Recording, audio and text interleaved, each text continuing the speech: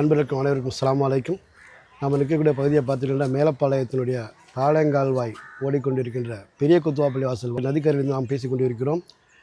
நாங்கள் எல்லாம் ஓஆர்டிஓ என்ற அமைப்பின் மூலமாக பாளையங்கால்வாயை மீட்போம் என்ற ஒற்றை கோரிக்கையில் அனைத்து கட்சி அரசியல் நண்பர்களுடனும் பொதுமக்களின் பேராதரவுடன் நாங்கள் எல்லாம் தொடர்ந்து பயணித்து கொண்டிருக்கிறோம். இதனுடைய முன்னேற்பாடாக பல்வேறு தரப்பு முறையிலே அரசு ஊடகங்களை அணுகி இந்த பாளையங்கால்வாயை தூர்வதற்கான முயற்சிகள் அனைத்தையும் நாங்கள் எல்லாம் மேற்கொண்டோம்.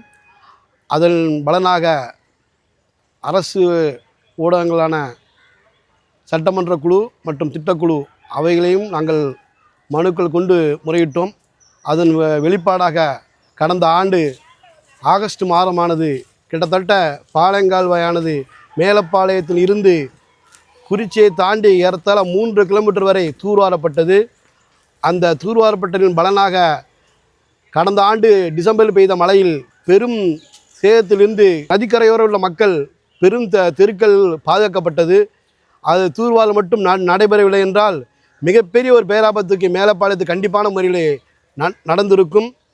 எனவே நாங்களெல்லாம் தொடர்ந்து இவ்வாறு பயணிப்பதற்கு ஒத்துழைப்பு நல்கின்ற பொதுமக்களுக்கும் எங்களோடு பயணிக்கின்ற அரசியல் வேறுபாடுகளை களைந்து அனைத்து நண்பர்களுக்கும் எங்களுக்கு பேராதரவு கொடுக்கின்ற அனைத்து அரசியல் கட்சி நண்பர்களுக்கும் அரசு அலுவலர்களுக்கும் இந்த நேரத்தில் நாங்கள் நன்றியை குறிக்கிறோம்.